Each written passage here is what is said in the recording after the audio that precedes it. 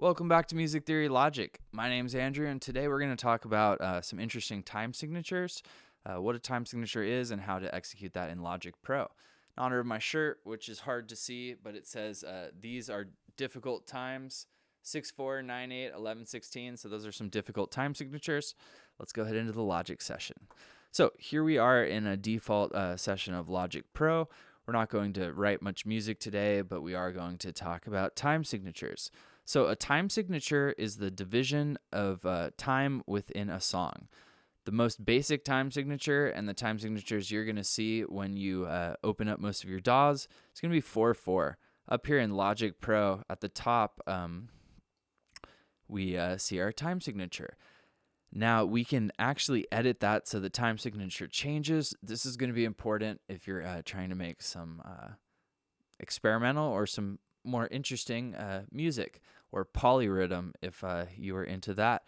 So first of all, what is a time signature? The top number is the number of beats we have per measure. The bottom number is what a beat is.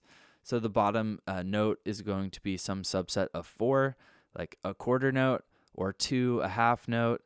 We could have 1, a whole note. We could have 8, an eighth note, 16, a 16th note on the bottom. Again, the bottom is what each beat is. So in 4/4, we have 4 quarter notes per measure. If we change this to 3/4, we have 3 quarter notes per measure. You'll hear the time signature in your click track. 1, 2, 3. If I change this to 6/4, like my shirt, that would be 1, 2, 3, 4, 5, 6. 1, 2, 3, 4, 5, 6. And you'll notice that where my ruler was actually changes the time signature in the song. So we went from 3/4 to 6/4. 1, 2, 3, 4, 5, 6.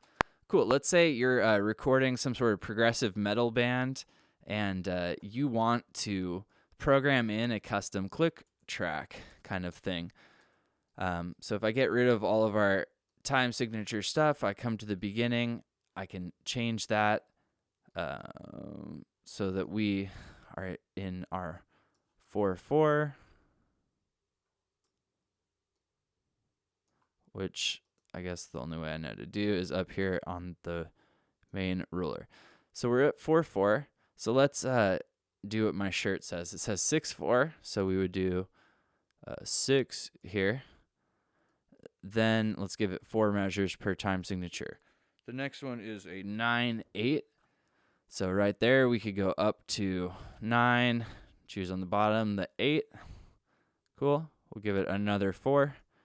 And then we have 11/16, which is also super, super weird. That is this. We have 4 measures at the same exact speed that would sound like this.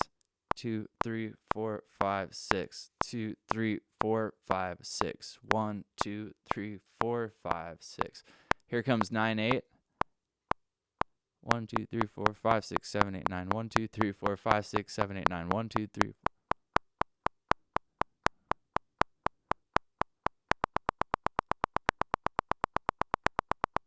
There's our 11/16. Cool. So it's keeping the same beats per minute for the quarter note consistent, which is why the 11/16 is so much faster. Let's say we wanted to change the tempo, so 11/16 isn't as fast. We could go to 90. So then that'll change.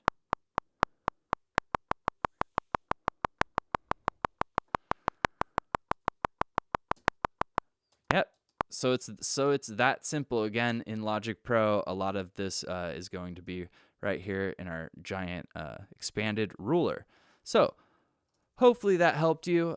Once again, time signatures are a way for us to set up time in music. Most music has a rhythmic component, like the beginning to the end, right? And a lot of tonal music has a pitch component as well.